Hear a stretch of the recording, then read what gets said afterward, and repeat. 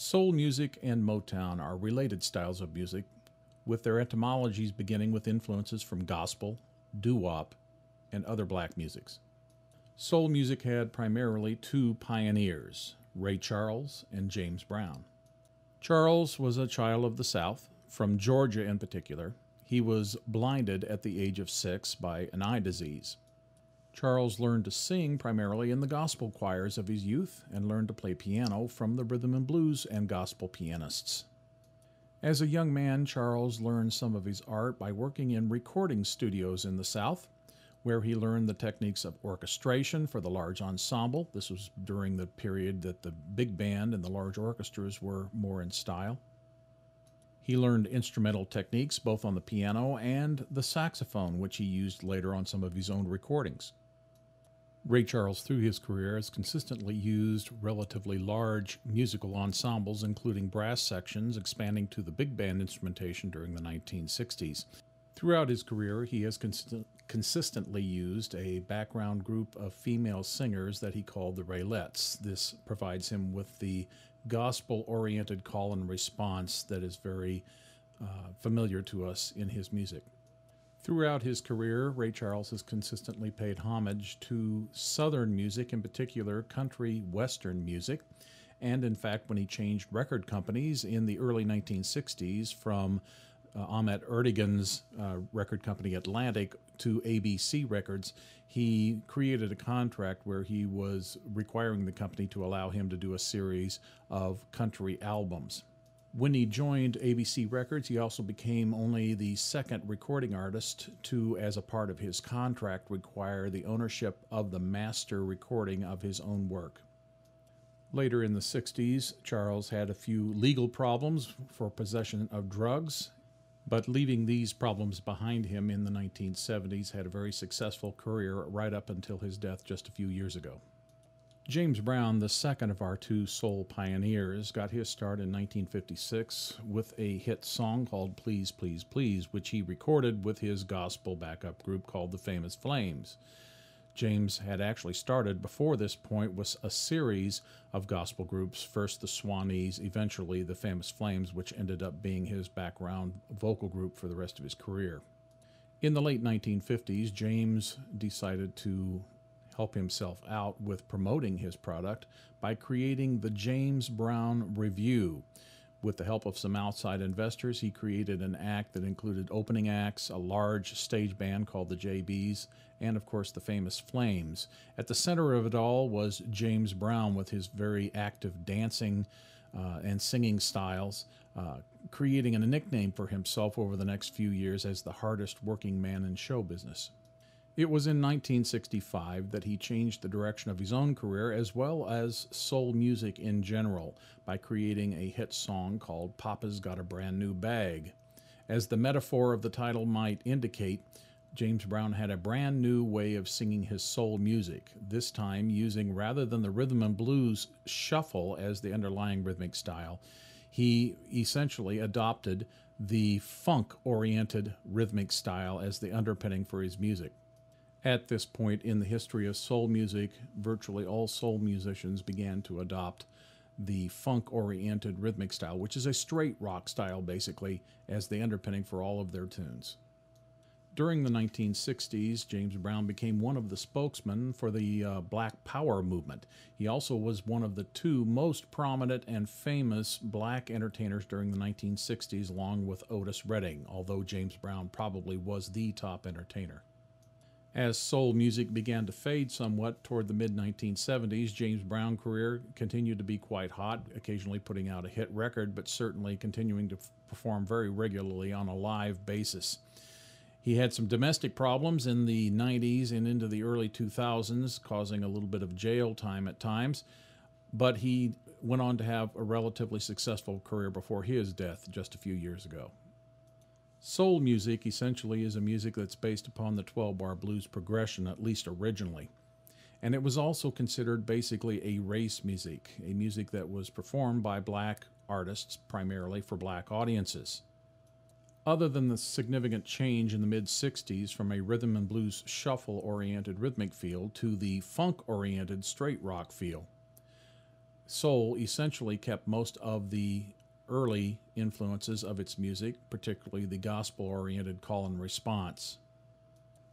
Some of the other more significant soul artists were Otis Redding, another artist who was born in Georgia and at the beginning of his career was essentially a Little Richard imitator. He had a song called Shout Bamalama in the very early 60s.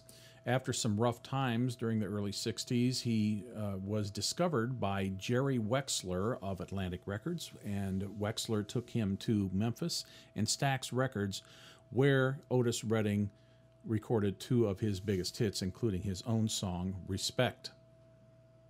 Sam and Dave were a very popular soul duo from the 1960s. David Prater from Georgia, Samuel Moore from Florida. Both of these guys were lead singers, usually alternating their lead singing from chorus to chorus on every tune. Their two biggest hits were Hold On, I'm Comin' and the soul anthem of the 1960s, Soul Man. Aretha Franklin, the Queen of Soul, or Lady Soul as she was called later, was one of the most gospel of these soul artists during the 1960s and 70s. Aretha recorded primarily pop and R&B material, as well as soul music. She has been heavily identified with Motown, although she never recorded for Motown because she is from Detroit.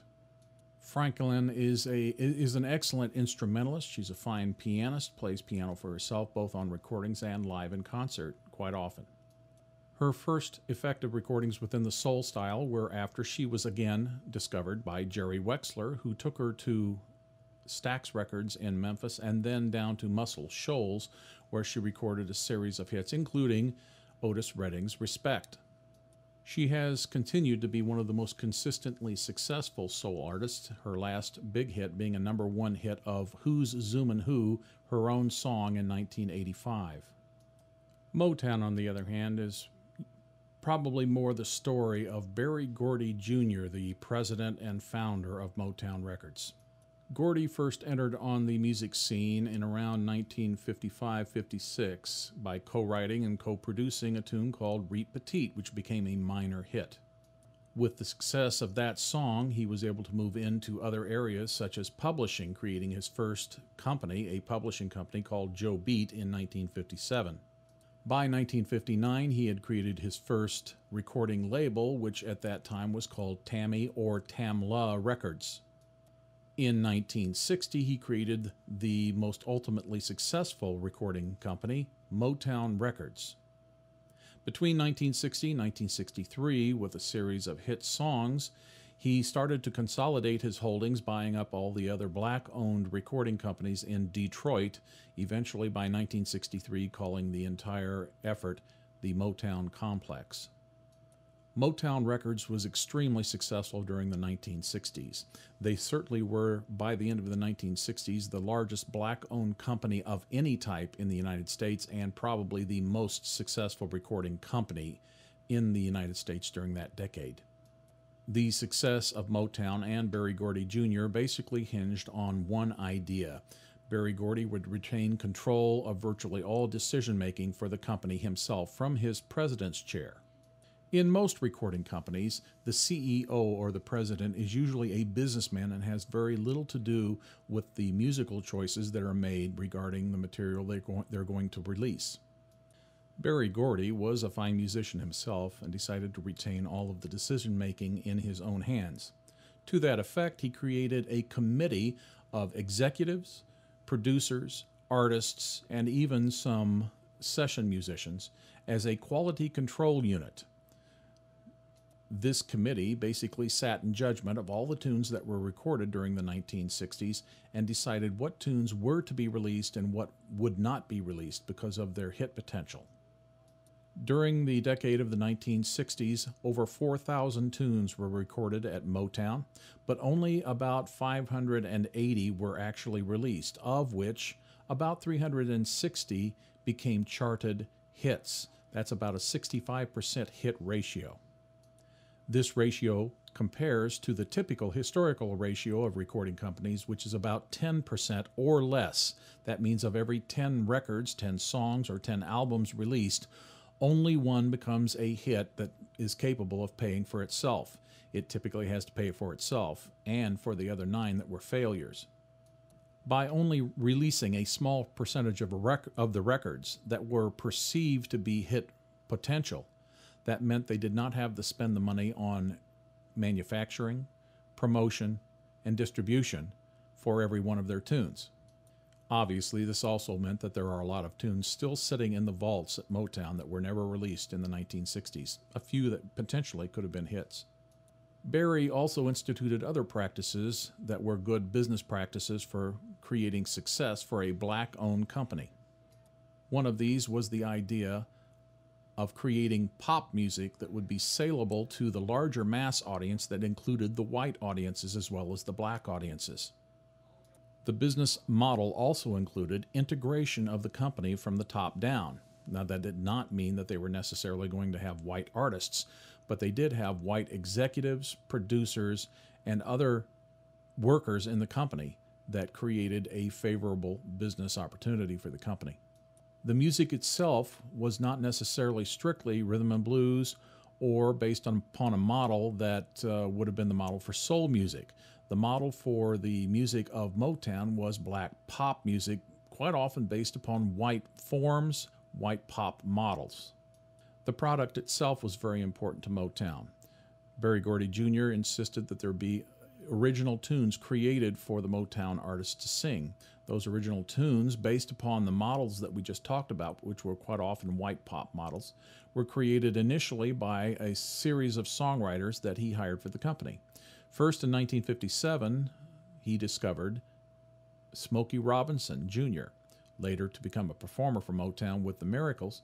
He started writing music for the company as early as 1957-58, including some of the biggest hits for some of the most popular acts, including My Girl for the Temptations, their first #1 hit in 1964. In the early 60s, Berry Gordy Jr. created a songwriting team to augment the output of Smokey Robinson. This team was called the HDH songwriting team, the Holland Dozier Holland, Eddie and Brian Holland with Lamont Dozier. A little bit later, in the mid-60s, another songwriter joins the team by the name of Norman Whitfield.